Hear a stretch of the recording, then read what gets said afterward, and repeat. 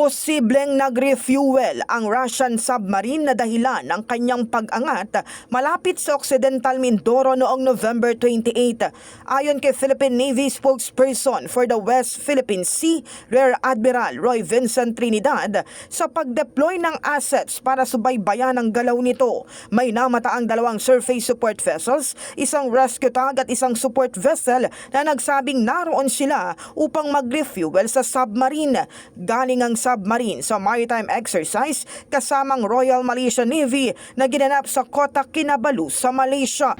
In the presence in the vicinity within 8 to 10 nautical miles were 2 other surface support vessels, a rescue tug and a support vessel.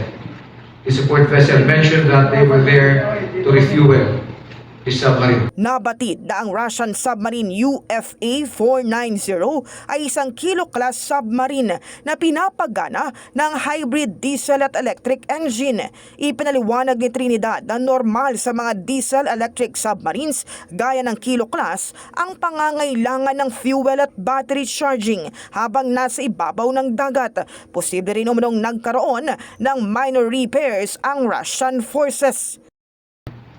While it is true that submarines are designed to travel not only on the surface but also submerged, and when submerged they have less effects of the weather. The context of the situation is most likely they were there to receive fuel, to charge their batteries, in as much as a kilo-class is a diesel-electric submarine, or probably to do some minor repairs for whatever derangement they incurred. Pinawi naman ng opisyal ang pangamba na posibleng ng ESPya ito sa bansa. It was first detected 80 nautical miles off Lubang Island, stationary, meaning to say it was not underway, hindi siya tumatakbo.